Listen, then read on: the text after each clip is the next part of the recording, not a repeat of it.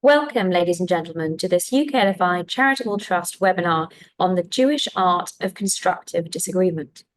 We live in an age where harsher tones have entered debates over sensitive issues, making constructive discussion much harder, and where many are fearful of taboo subjects such as gender, race, immigration, and law enforcement. I'm delighted to introduce Daniel Taub, an experienced international lawyer, peace negotiator, and diplomat, and author of the new book published this month, Beyond Dispute, Rediscovering the Jewish Art of Constructive Disagreement in Divisive Times. Daniel Taub is the former ambassador of Israel to the United Kingdom. He was a member of Israel's negotiating teams in the Israeli-Syrian and the Israeli-Palestinian negotiations. He also headed Israel's observer delegation to the International Court of Justice on Israel's security barrier. He represented Israel before the UN Investigative Committee on the Gaza flotilla incident and negotiated the entry of Magen David Adom into the International Red Cross movement after 70 years of exclusion. Ambassador Taub lectures widely about international law and conflict resolution in foreign ministries and universities around the world and works as an accredited mediator.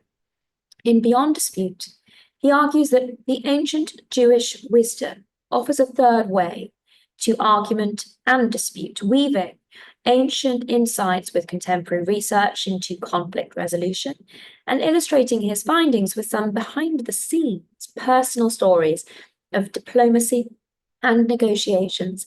Taub explains his passionate call to rediscover and harness what he calls the subversive power of a good argument. You can find the book on Amazon on the link circulated with this webinar.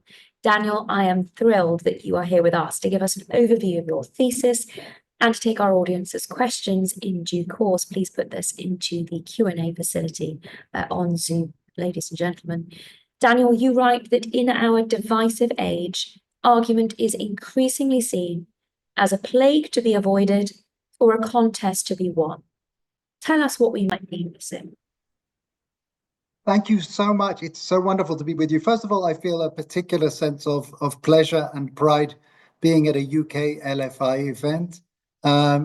First of all, I feel a sense of nachas, really, that many years ago I played a small part in the establishment of UKLFI, and it has become truly a model of what you can achieve if you bring your professional skills and very little ego into the arena. It's the proof of that saying that there's no limit to what you can achieve if you don't insist on taking the credit for it.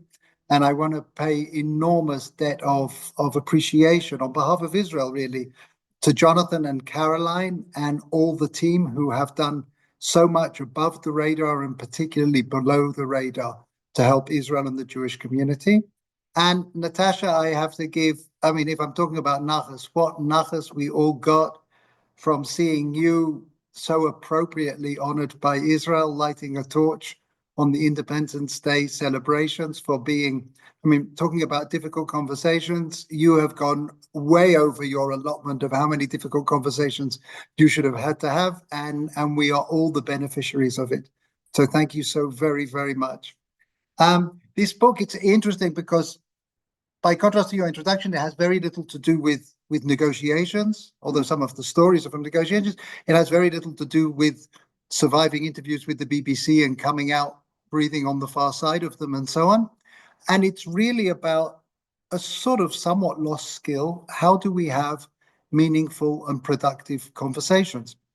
And it's interesting, I've started giving interviews about the book, and sometimes, particularly the non-Jewish interviewers, say, where did you get the idea of writing about arguments and difficult conversations? And I feel like saying, have you ever been to Israel? And the idea from the book really dates from before October the 7th. And you will remember well that on October the 6th, Israel was about as divided as it has ever been in its history over what formerly was a sort of constitutional debate, but obviously went much, much deeper. And at that time, I got an unusual glimpse of light in an unusual space. I volunteer in a community mediation center in Jerusalem. And I was co-mediating a dispute between two Arab residents of East Jerusalem, and it was getting very heated, quite passionate. And my co-mediator, a lovely, lovely man, is an Arab sheikh. And at one point in the course of the discussion, the argument, he turned to me and he said, "Do you mind if I depart from the agreed mediation protocol?" And I said, "We've got nothing to lose, go ahead." So he stopped speaking in Hebrew, he started speaking in Arabic, but more to the point, he stopped speaking as a mediator, and he started speaking as an imam, as an Islamic leader. And something extraordinary changed in the atmosphere. And he was channeling a sort of authentic Muslim tradition of sulh, of reconciliation. And it made me realize how powerful these traditions was, and how maybe those traditions that you sometimes think can only drive us apart might carry with them the potential to actually bring us together. Recording in progress. So I began to ask myself whether we have tools and insights in our own Jewish tradition that can help us have our own difficult conversations more effectively. And for example, when I was mediating a conflict between two, I won't say who they are, two Jewish organizations who were involved in a fairly unpleasant, discordant dispute. I don't think I've given too much away. I think those could be probably most Jewish organizations. But I asked them, look, in theory, you're committed to Jewish values. We have a tradition of constructive argument. Isn't there something there that could help us? And that was the journey that I went on. And this book is really the result of that journey. And my surprising discovery that much of the traditional Jewish approach to argument, the rabbinic approach to argument, is strangely reflected today in contemporary conflict management and social psychology. And I think the reason for that, the reason why there's such a resonance between the rabbinic, Talmudic approach to argument and the contemporary one is that both of them actually arose, that traditional Jewish approach arose 2,000 years ago against the background of a social crisis that was very, very similar to the social crisis that many Western societies are facing today. If you go back 2 millennia in the Jewish context, it was because of the destruction of the temple and the loss of prophecy and the priesthood and the exile and so on. But the results of it sound very, very contemporary. We were talking about the lack of social capital of common spaces. We're talking about increased infighting and tribalism. We're talking about echo chambers and so on, sectarianism. And what's interesting is that it was by no means a given that the Jewish people would survive. And in fact, many, many sects didn't survive. We know about other groups of Jews, the Sadducees and the Essenes, who disappeared into the midst of history. And the only group that survived and actually reshaped Judaism was this rabbinic tradition that had the genius to realize that not just Judaism needed to be reinvented, but the concept of argument needed to be reinvented. And no longer should it be seen as a threat. And now it had to be seen as a source of strength and a source of creativity. And so this is a book that tries to learn from those insights and tries to apply them in contemporary contexts and brings some of the social psychology that seems to buttress those sorts of approaches. So the book is broadly divided into two. The first, relatively small section, tries to set out what, at the level of ideas, was this reinvention of the idea of argument. And it really boils down to three reinventions. The first is the concept of truth.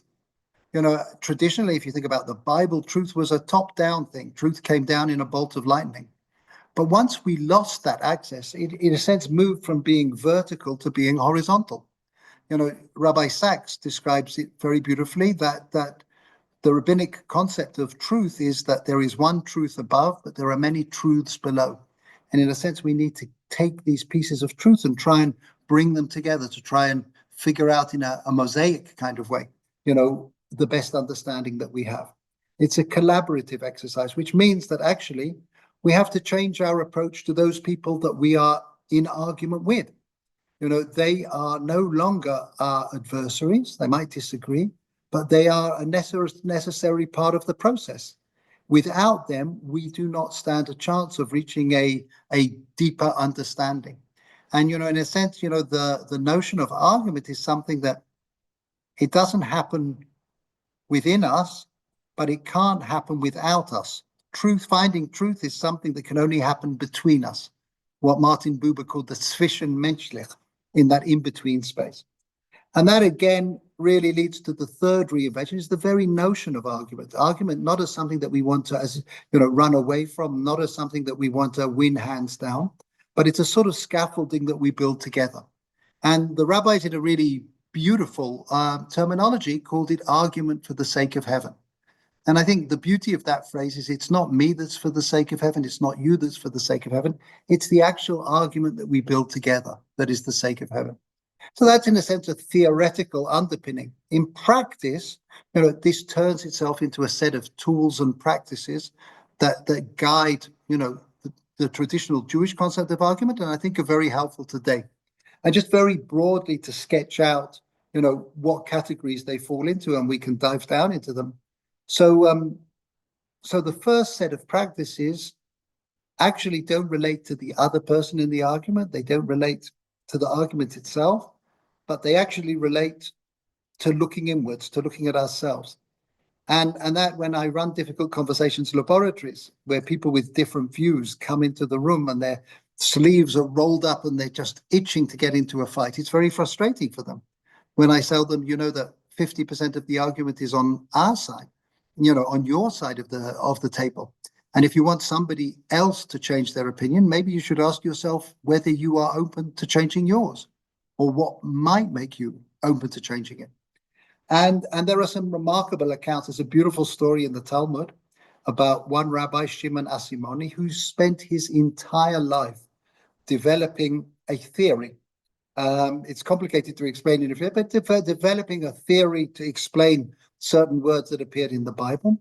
And after devoting many, many decades to this, he came to the conclusion that he was wrong. And he gave up his life's work. And his students came to him and they said, well, what will be with all of that incredible amount of work that you have put into it? And he said to them, in the same way as I got a reward for, it rhymes in the Hebrew, so if you're going to translate it, it would be in the same way as I got a reward for the elucidation, so I will get a reward for the renunciation. And that was an extraordinary statement. And it has contemporary parallels. The one that speaks to me, very powerfully, some of you may remember this story. There was an anti-genetic modification activist, an environmental activist by the name of Mark Linus. And he didn't just campaign against GM crops, he actually led groups going around trashing them up. He was a real revolutionary. And then, and you can find it online, he was invited to a conference, an environmental conference, and he was expected to continue his campaign. And he stood up, and in front of many of his followers, he says, I've been doing the research and I realize I've got it wrong. And that was an incredibly courageous thing. And here you have 2,000 years apart, people who are in a very similar space. And you wonder, where do you get the strength to do that? And I think one of the things that gives you that strength is having a strong sense of your own identity, having a situation where your identity is not invested in the position that you're espousing. And in a sense, it sounds a little counterproductive, that actually, in order to be more accommodating, more flexible in your thinking, you actually need to have a stronger identity. I visited an education center, a technological education center in Israel. It's called the Center for Educational Technologies. And they showed me something interesting, which is they have these educational programs where the kids have avatars that run around a museum and do projects together. And they said they discovered something very interesting. It's a very interesting educational program, but it has a benefit that they never anticipated. And the benefit is that that after the lesson, the teacher can critique the students more effectively, because if the teacher says to the students, I saw that your avatar didn't participate so fully or didn't do something else, the students don't take it so personally, because there's a kind of space between the student and the avatar. And I think in a way, the approach that we're looking at tries to encourage us to explore that space between our identities and our positions and make us more flexible. Anyway, so that's the first set of practices, and obviously there are many. The second set is actually when we do look across the table. And, today, particularly in a toxic, Instagram type environment, we tend to simplify, we tend to think of our adversaries in, we demonize them, and also their arguments, and we fall into sloppy habits. One of the things that we'll do is, if we want to disagree with an argument, we will find the weakest form of that argument and we will attack that. It's called straw manning. We'll try and find the worst presentation so we can knock it down easily. But if we were serious about having a genuine argument that could build us up, that could be resilient, that could add wisdom and learning, we wouldn't do steel manning. We wouldn't do straw manning. We'd be doing steel manning. And, it's regarded as a contemporary idea. It's been discussed by social scientists, but it actually also goes back to the Talmud. There's an amazing story about one of the famous rabbis of the Talmud, Yohanan, who had a very fearsome study partner called Resh Lakish. And in tragic circumstances, Resh Lakish died and was replaced by a very brilliant scholar called Elazar ben Padat. But every time that Yohanan would say something, Yohanan Padat would come up with 24 reasons why he was right. And it just drove Yohanan crazy. He said, why do I need you to tell me that I am right? The fact is, I know I've got a good case. My old study partner would come up with 24 reasons why I was wrong. And that is what actually created new knowledge. And there's an extraordinary resonance between that and contemporary stories. Or, if you go back maybe 50 years, some of you may remember the story of Alice Stewart, who was a pioneering radiologist doctor who took on the entire medical establishment to argue that X-rays were damaging to pregnant women. And she knew that the entire establishment would be against her, first of all, because they were big believers in X-rays, and secondly, because she was a woman. So she actually recruited a statistician by the name of George Neal, and his entire job was to try to prove her wrong. And it was only because she had realized that she needed to engage in this steel manning exercise to actually have to confront the hardest possible arguments. Otherwise, what you're really doing, it's as though you are sparring with a weak sparring partner before a big fight. And that's not the goal. The goal is to have the best example I found of this actually comes, funnily enough, from the Beatles. Within the Beatles, you had this what Daniel Kahneman, the Nobel Prize winning economic psychologist, calls adversarial collaboration. And that was between John Lennon and Paul McCartney. And, although they cooperated, they were always in a fight to find out whose song would be the best song. And it expressed itself in the singles, those single song small records that you might remember that would come out. They had an A side, the first side, and a B side. And each time they had a fight over whose song would be on the A side, or would get played first, until they came out, both of them, with staggeringly brilliant songs. I think it was Penny Lane and Strawberry Fields. And for the first time in recording history, they produced what they called a double A-sided single, meaning this is a single that is as good as possible on both sides. And I think in a sort of contemporary way, that is an expression of what the rabbis themselves, they didn't call it a double A-sided single, they called it an argument for the sake of heaven. And just to say a word about the rethinking argument and some of those practices, this notion of argument recognizes that argument is a messy business. It's always going to be clouded. There's always going to be static. The fact is we can't get rid of our identities. We can't get rid of our influences. So if we're honest, one of the things that we can do is to be open to admitting them. If we have brought other people into the room with us, then let us be open about where we've got our information from. We should quote our sources. And the other thing that we should do is we should try and broaden the register of our argument. One of the things that is striking about the Talmud is that it doesn't make a distinction between what is called halacha, law, and agadah, which is basically storytelling. Because I think it recognizes there are all sorts of wisdom, there are also all sorts of experience that cannot be conveyed in simple legalistic talking points. And if we want to capture the totality of that experience, we should be sharing our stories too. And I think it's interesting, there's a social historian called Lynn Hunt who makes the point that, well, she argues that the rise of human rights, the concept of human rights, it's no coincidence that it happened more or less parallel to the rise of the novel, because this was an opportunity for authors to convey, for example, the suffering of disenfranchised or poor people in a way that they couldn't before.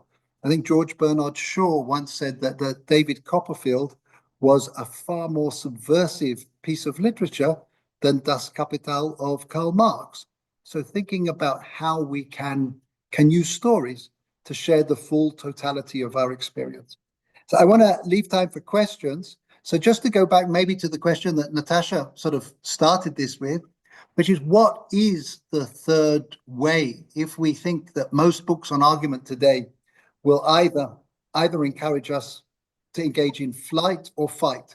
They will either say arguments aren't worth the hassle, try and avoid them, sweep it back under the carpet, or fight. Success in an argument is seeing the other side in a quivering heap, admitting defeat on the floor. What are the other alternatives? What is the success of an argument for the sake of heaven? And the rabbis use an unusual phrase. They say an argument for the sake of heaven will endure. Sofolit kayem, it will last. But what is actually going to last? And I think they have three things in mind. The first is that the argument will survive. And that means has every position been given the best possible voice?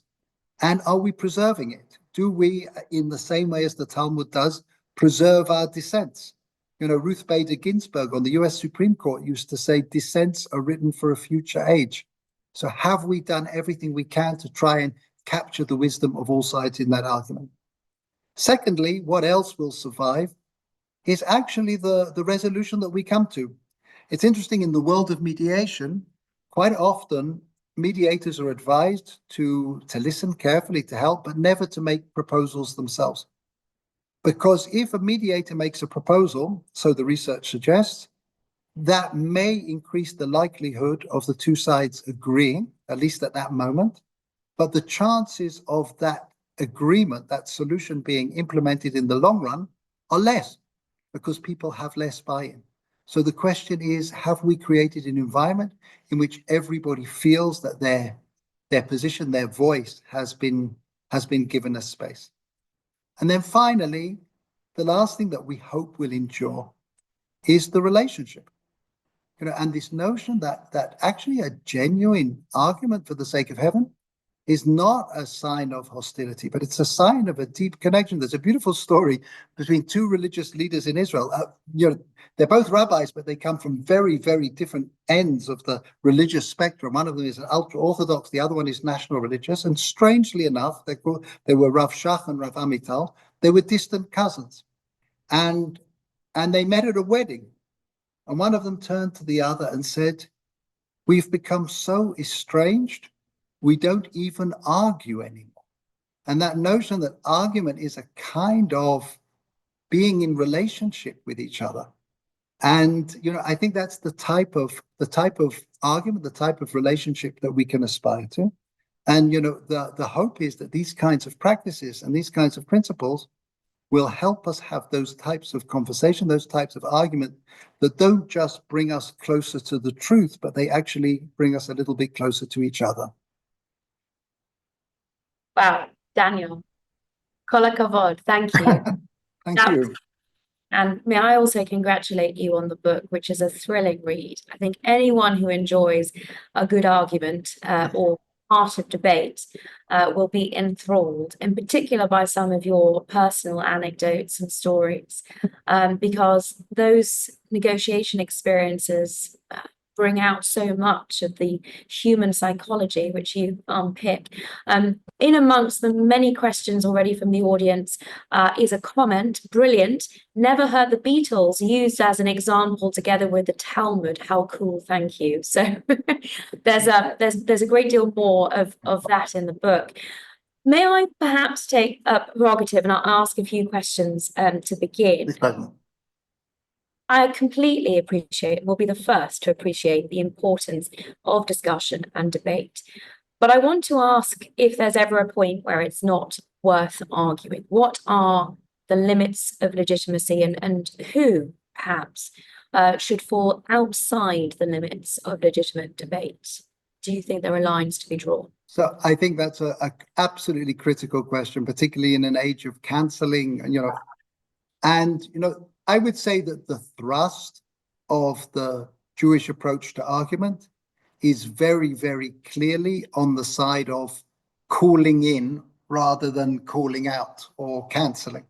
And actually, the Talmud is full of almost Monty Python-esque examples of people who hold outrageous positions and the rabbis sort of rule them out. There's one case, for example, where somebody comes to a rabbi and says, we've just, if somebody has two heads, which of the two heads should they put there to fill in their phylacteries on? And the rabbi basically says, get out of here, excommunicate yourself. And literally at that moment, somebody comes in and said, my wife has just had a baby with two heads. Do I have to do one redemption of the firstborn ceremony or two? And I assume it's a comic story, but the message of the story is, there are more things in heaven and earth than are dreamt of in your philosophy. The general thinking is to be as open as possible. In fact, somebody once tried to explain the difference between Talmudic logic and Greek logic. And he said, Greek logic is very simple. It goes like this. All ravens are black. That bird is a raven. So that bird must be black. He said, Talmudic logic is a little bit different. It goes like this. All ravens are black. That bird is a raven.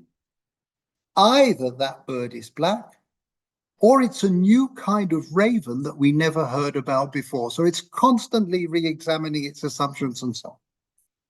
But the fact that the rabbis say that there are 70 faces to the Torah, there's 70 different facets to the truth, doesn't mean that there can't be a 71st that actually falls outside the realm of legitimacy. Doesn't mean there can't be, as an American academic said, there can be a situation where you are so broad-minded, your brains fall out. So the question is, how do you identify that? And when you look at the Talmud, there are a number of instances where people are ruled out of the house of study. And what I think is fascinating is that in almost every case, the reason that they are ruled out is not because of the position that they hold, but because they don't buy into the rules of the game.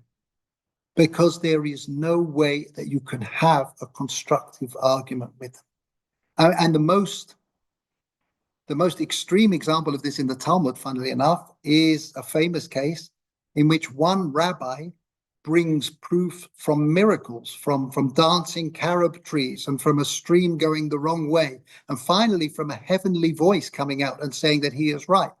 And he is ruled out because we can't argue with that. That's against the rules of the game. You need to bring your proofs. We need to bring our proofs. We need to engage in that. And I try and think about what that might mean for some of our toxic debates today.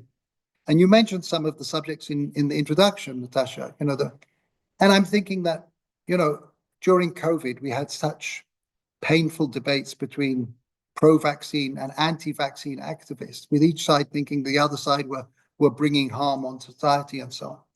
And I think what I take from that is that it's probably worth listening to every position until the point where somebody says, there is no scientific evidence that you could bring that would make me change my mind.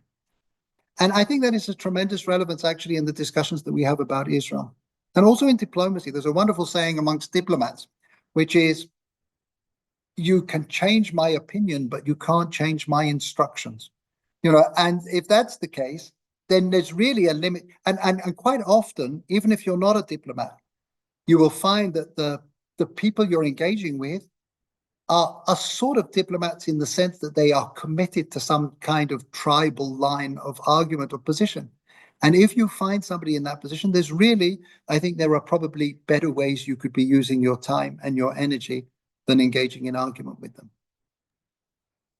That sounds fair enough. Of course, sometimes there are audiences to those debates and discussions, and that also begs the question that while you may not be able to convince your opponent in any scenario, there are often those watching who may be valid targets for that persuasion. So it sounds like you're saying, for the most part, go and have the argument. No, I'm first of all, I'm saying for the most part have the argument, and I think that's true. But the other thing is, I think it's also worth recognizing what type of conversation we are in, and a genuine conversation, let's call it a genuine learning conversation. I think they sadly are much rarer than we would think. I mean, here is a simple thought experiment. I don't know how many tens of thousands of hours of talking heads, television and radio, all of us have watched. Ask yourself if you could remember any situation where anybody has changed their mind about anything in all of those hours. My suspicion is, maybe you can think of a single outlier, but the fact is those aren't learning conversations in that sense. People are representative of positions. They're locked into those positions. And one of the things that I learned from that is, if you are in a situation where you really want to test your thinking and you want to encourage other people to test their thinking, one of the best ways of doing that is to take it offline. It's very difficult to do it in public formats where not only people's often cherished positions, but also their reputations are at stake. So you try and do it in an environment, and I give some examples in the book of very contentious debates, for example, in the United States about abortion, where they actually had very productive discussions between opponents, but they could only do those things by actually doing it in a sort of off-site environment. Speaking of public debates, I was intrigued to see reference in your book to Mehdi Hassan's book, which I think is How to Win Every Argument. And I confess I haven't read it, but the quote that you picked out was particularly interesting. It reads, "Get it right and you will intimidate your opponent from the get-go while dazzling any audience in attendance." Didn't seem to me to relate so much to the arguments as much as the kind of showmanship surrounding it, but so look, again, I don't want to trash, and I have a strong suspicion that a book that's called Win Every Argument will probably sell more copies than one that's called Beyond Dispute. But I think sadly that says something about human nature. But it also says something about the medium. It also says something, and this is something else that we discuss a little bit in the book, that actually, sadly, the frameworks in which we conduct our discussion are often not conducive to actually rewarding nuance or deepening understanding. They're very, very gladiatorial. And then you need to think altogether. I have to say, I think one of the mistakes that we make is assuming, because we do it so often, we must be doing it well. And the notion that an argument needs to be prepared, and you need to think long and hard about the context of an argument. How can you create the environment? I mean, I think, this is an odd example. I don't bring it in the book, but it's interesting. So I know from my kids' friends in Israel, it's become a very popular thing to make proposals of marriage sort of outrageously elaborate. And people will one of my sons had a funny story. He planned basically to come in on a white horse, dressed up in whatever and so on in a very romantic way, until literally the day before he was due to postpone. His future wife said to him, if ever you propose to me, I don't want any of these white horse coming in sort of things. She literally said that, and it was like he'd already got the horse ready and waiting and so on.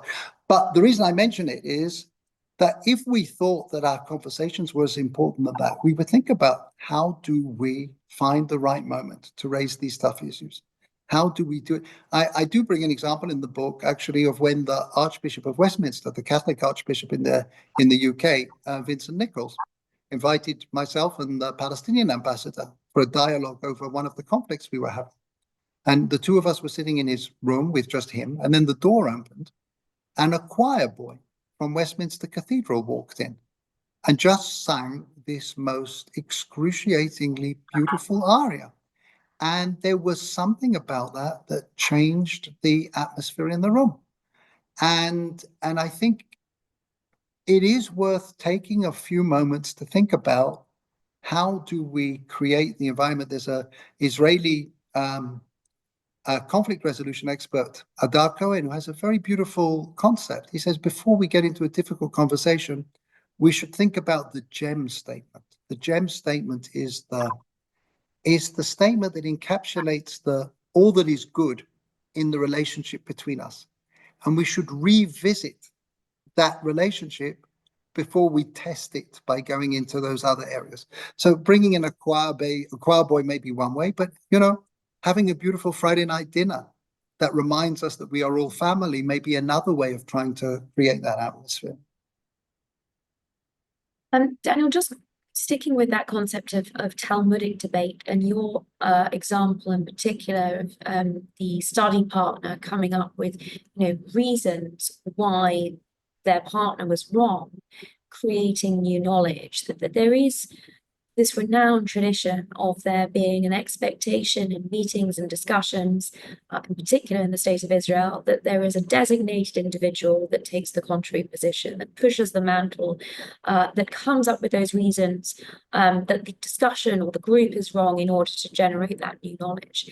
And there has been a sense that the ball was clearly dropped around the 7th of October. Do you see any parallels between the failure to make arguments, to foresee, alternative realities and therefore better prepare for them?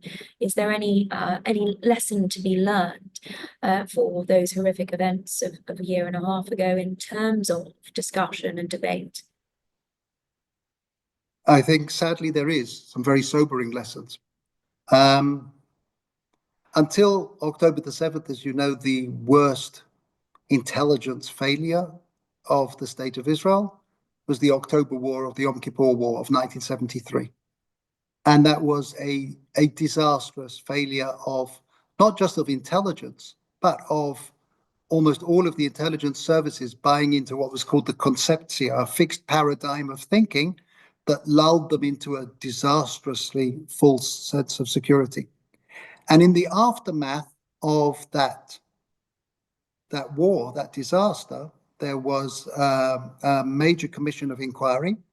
And one of its recommendations was to set up what is sometimes called a red team, which is an intelligence team that has access to all the same intelligence, but is required to make the opposing case to all of the contemporary, ways of thinking, the received wisdom. And interestingly, the name that was given to that team, it's not a Hebrew name, it's an Aramaic name. And it's a name that comes from the Talmud, and it's called Ipcha Mistabra. Ipcha Mistabra means maybe the opposite is the case.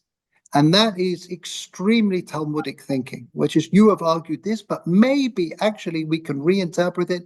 Maybe it's a new kind of raven, and so on and so forth. So I think, for 50 years, that Ipcha Mistabra unit actually played its role relatively effectively.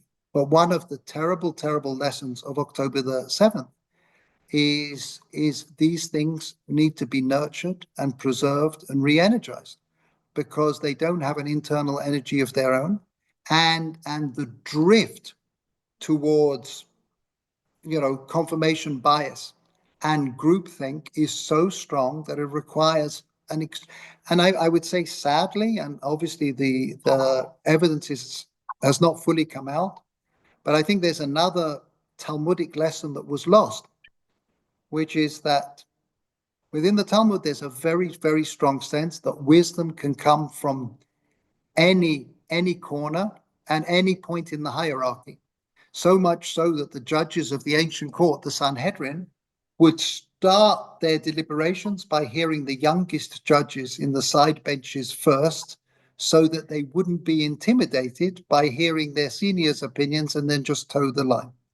And you have to feel a little sad when you think about that, when you think about those young observation women whose warnings were not heeded, and that maybe this is a call for us to revisit both that ibcha mistabra, consider it may be a different interpretation, and also that sense that maybe the wisdom is coming from the people that we wouldn't necessarily expect, but we need to find a way of giving them voices. You also mentioned the 6th of October, and of course the divisions in Israeli society before that awful dark day, in particular the divisions on judicial reform. And I wonder to what extent the subject of your book and the framework for positive engagement and constructive debate might assist when that subject inevitably comes back on the political agenda. And one of the questions from the audience perhaps goes to this. It's a very interesting discussion. You mentioned pre-October and the arguments about judicial reforms. Every time I tried to discuss the issue, both in Israel and the UK, those that opposed the reforms always shut down the argument by saying they're not willing to discuss the issue, resorted to insult and put down. How can you discuss or argue if the other side refuses to engage? I love to argue because the ideas in my head are perfect, so I need an opposing view to oppose and perfect my argument. So first, I wish we could clone whoever is writing that comment, because that seems to me the exact spirit. I'll be honest, I think one of the reasons why those arguments are so difficult to have is because often our most difficult conversations are not really about the things that we say that they are about. They are about others. I remember once as somebody telling me that when he was a kid, he would go to his grandmother's, and on the way, his mother would say to him, if your grandmother offers you another plate of chicken soup, don't say no. And he said to her, why not? Said, because she's not really asking you whether you want more chicken soup. She's asking whether you love her. And often we have needs and we have positions that are being expressed through something else. And it could be that you sweep into the judicial reform and come up with a perfect compromise on the composition of the committee for electing judges. But if you're not really addressing the core needs of the two sides, which are to do with a sense of disenfranchisement, which are to do with conflicting visions for the role the state of Israel should play, they are to do with the different, often conflicting survival mechanisms that different parts of the Jewish people developed through many years in the diaspora and so on and so forth. It's very, very difficult to have a conversation when you're discussing the thing that isn't really the thing that needs to be discussed. So I think that's one thing. And I think the other thing, it goes back to something else that we talked about earlier, which is that it is very, very hard to have discussions that are entirely in the public eye. And I found this in negotiations as well. If you are trying to negotiate a complicated agreement in the public eye, you sort of need to create a situation where every day at every point you can come out and tell your people that you are the victor, you have the upper hand. And that doesn't allow you the flexibility of exploring new options and so on. And so I think nurturing that spirit, I'm surprised by the speaker says, because there are actually thoughtful people who make cases on both sides of this, and the fact is, if you go back to Israel, and sadly, I think we will come back to at least parts of that debate, hopefully with a greater maturity. But maybe I'll connect it to something else that I do say in the book when I talk about negotiations in general. Most classic textbooks on negotiations talk about negotiations, international negotiations, being 3 negotiations in one. You have the negotiation across the table. Let's say it's between me and you, Natasha, representing our different sides. But if it's a large scale negotiation, then on each side of the table On one side, I will have the Ministry of Finance that want to know how much this is going to cost. On the other side, I will have the Ministry of Defense that want to know what it's going to do, the security balance, and there will be a little tug of war on my side of the table and the same thing on your side of the table. And then at some stage in the negotiation, if we make progress, there's a third negotiation, which is between us and the people that send us, when we have to persuade them that this is a deal that's worth taking. So those are the three classic dynamics: across the table, along the table, and behind the table. But after spending many years in the negotiating room, I think I came to the conclusion that there is a fourth dynamic that takes place. And that's a dynamic that takes place within each of the negotiators in the room. And that's a negotiation between the past and the future. If you like, between the voices of the grandparents and the voices of the grandchildren. And the question is, can we make those voices of the grandchildren at least as compelling as those voices that are trying to pull us back into the past? And that requires extraordinary courage from the negotiators, extraordinary restraint from the media, and extraordinary efforts to create the environment when that's most likely to happen. Linked to this, we've got some practical requests for advice from the audience. Please. Let's see how you're able to fare on these. In particular, what approach do you recommend in tackling the anti-Israel voices from within the broader Jewish community that are used by our enemies against us? Is that potentially another dynamic, a kind of fifth dynamic in what? So first of all, I'm going to start with the caveat that although I feel close to the UK Jewish community, I don't follow extraordinarily closely, and I don't know the specifics. I would say, Daniel, audiences from around the world, and I don't actually know where this individual is from. But... okay, so anyway, but it sounded like that was a reference to a specific incident. Yeah. So it's hard for me to pass judgment. In relation to conversations about Israel, I would say I'll take it to a place that maybe I'm a little bit more comfortable speaking about, but I think it's relevant. When I travel around the world and I speak about Israel, I would say it's become pretty common for after a talk, people to take me aside and say, "What do I do with my children?" They are demonstrating for the other side. And it's heartbreaking. It's really heartbreaking, and they are distraught, and obviously every case is different. But if I think about what things might be helpful, what directions might be helpful for them to think about. So the first is like the chicken soup. What is this really about? You know, if this is, I don't know, teenage rebellion, no amount of talking points from Stand With Us is going to make a difference. You know, you need to address the family issue before you address this other thing. Linda Grant, who is a wonderful British Jewish novelist, talks about how she became back in the 1970s, 80s, I think, became pro-Palestinian precisely because it was the most effective way she could stick her finger into her parents' eyes and so on and so forth. It's an extraordinary passage in one of her books. The second thing is, I would suggest not to trade talking points, but to trade stories. Because I'll be honest, I don't expect, the talking points, at the end of the day, there's a limit to how far you're going to get.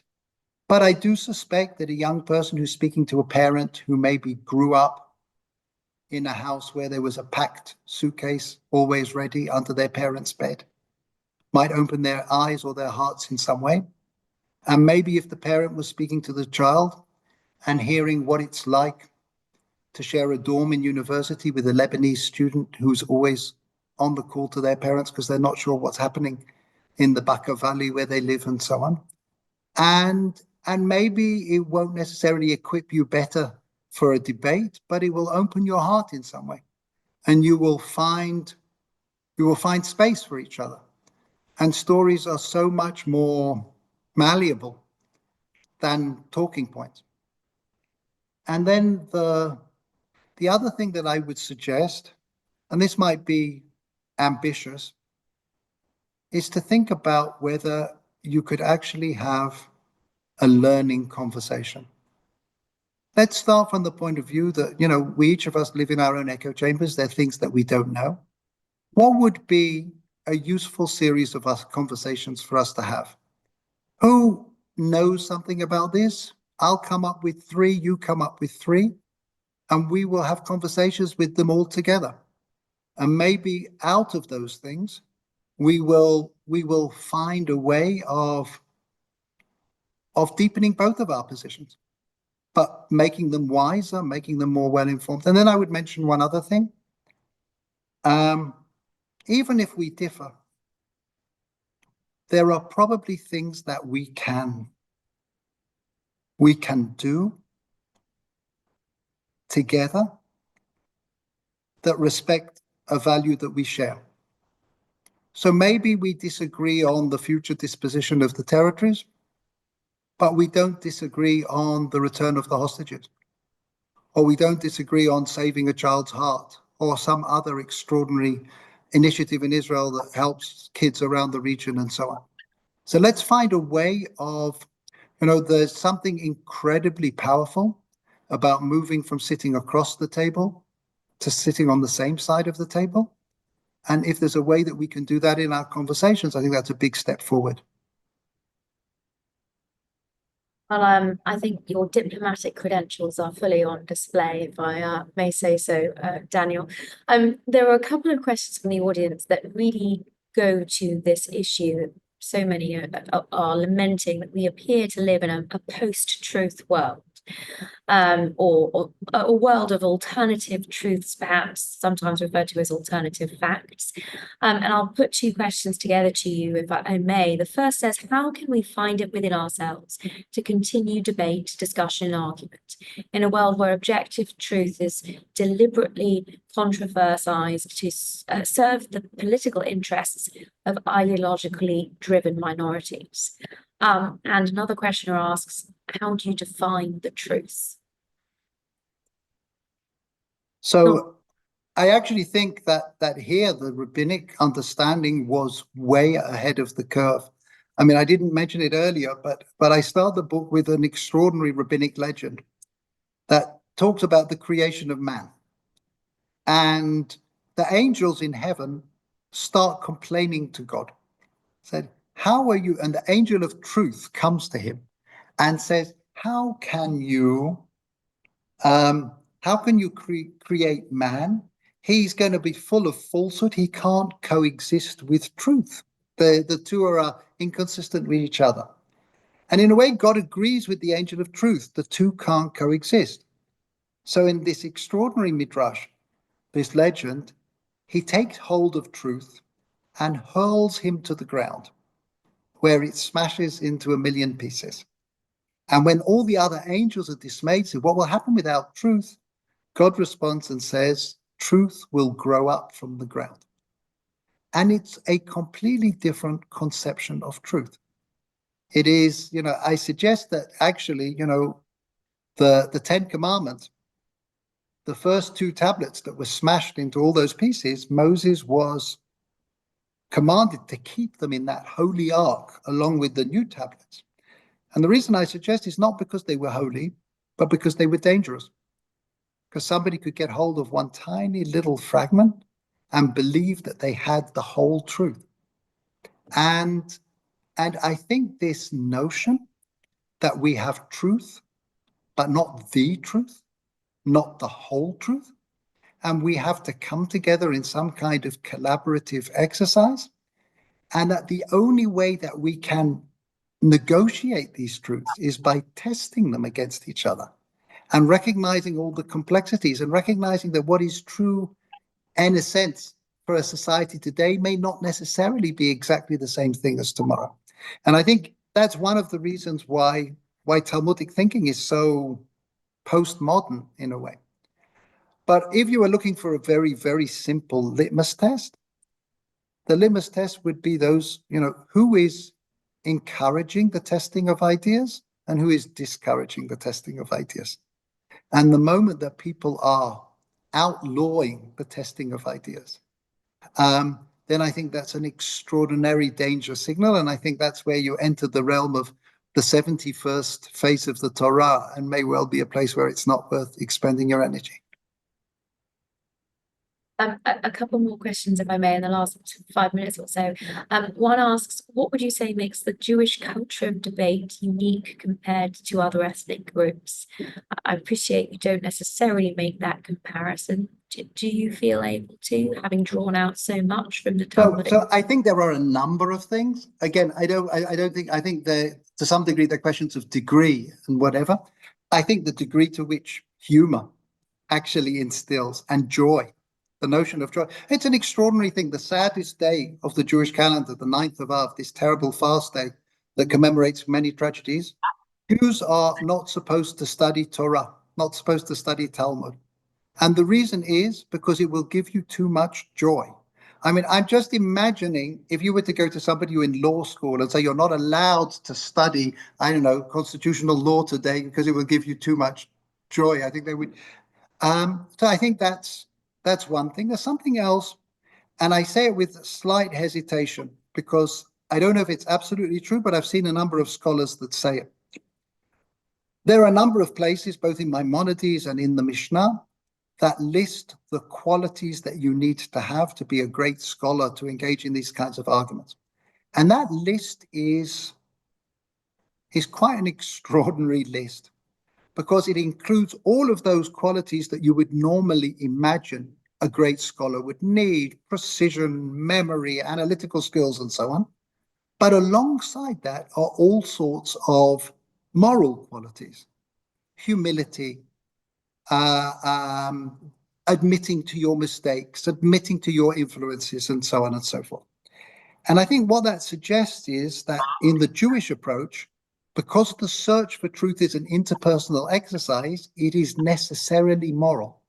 It's not just an intellectual exercise, it's also a moral exercise. And we can't disentangle those two. That notion that you are an evil person but intellectually brilliant is something of an anathema to the Jewish approach, where you can't genuinely engage in a proper search for truth unless you are also working on your own moral fiber. Daniel, I think you've answered the next question I was going to pose, which is how can the principles of respectful debate in Jewish tradition help bridge the ideological divides in today's polarized world? And you've given us that brilliant outline. So I'll perhaps conclude with this final question, whether AI should enter this space, and what your thoughts on artificial intelligence might be for the future of constructive debates. I am scared beyond all, fathoming by the capacity of AI. And in fact, for my book, funnily enough, somebody who read it said, wouldn't it be great to have an example of a Talmudic debate over a contemporary issue?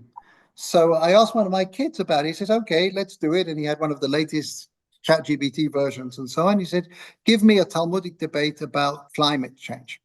And it came out with this, I didn't include it in the book in the end, but this totally extraordinary, very authentic sounding and so on. And it was sort of spectacular and scary.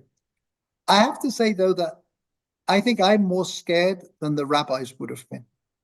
The rabbis celebrated new capacities for knowledge, new capacities for learning, new capacities for incorporating knowledge, and so on and so forth. I think the most important thing is, that we should harness every tool that is capable of deepening our understanding. But at the end of the day, if I were to say what was a Jewish approach to argument, it's very human-centered. We recognize that the search for truth is a human exercise. We have to do it in the most honest, the best way that we can. And as long as the humans remain at the center, in a sense, our moral conscience with us, then probably every tool we can bring to bear that will help us do that more effectively should be welcomed. Daniel, thank you. I hope that you've had an eye to the incredible praise and kind words in the chat throughout your expedition through this meaty, involved, and I think extremely pertinent subject area for our times. I know that my own love of debate came at a very young age around the family dinner table, where I would take a side, I would lose the argument, I would switch sides and use Can I just have that again? You lost an argument? I find that very, very hard to believe. It was a I would then deploy the exact same that had been presented to me, having switched sides, and I would still lose. So it was such an education in how to approach debates, discussions, that there are usually two sides to every argument. There's something we didn't discuss, and I'll just mention, I know we have 30 seconds left, but we didn't talk, but I think it's an important thing, is that I think these skills are things that need to be taught to kids, and they need to be taught very young. I'll give you a simple example of something that's commonplace in the world of Talmudic learning, but almost doesn't exist in Western education. If you go into any Talmudic academy and speak to a 7-year-old kid, you will say, tell me the page of Talmud you've been studying, and you will ask him to tell you what is called the shakla v'tarya, which means the to and fro of the debate. And he will have to tell you all of the arguments for one side and all of the arguments for the other side, going backwards and forwards. And I think about the way we think about arguments, and we are so focused on the bottom line, which argument won out, both in our education system, but in our businesses as well. Daniel Kahneman, who I mentioned earlier, he said, we should keep decision journals. He said, keeping track of which arguments, because just think of all that knowledge that is getting lost along the way. So I think those sorts of exercises, and it sounds like you were learning that at a very young age, so maybe other people should as well. Comes down to the art of constructive disagreement. And I fully agree. It should be one that is taught, embraced, learned at every opportunity.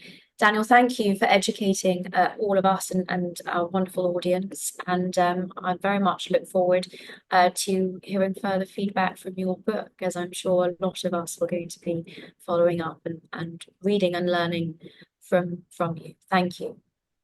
Thank you very much indeed, and good luck to you all. Thanks. Bye.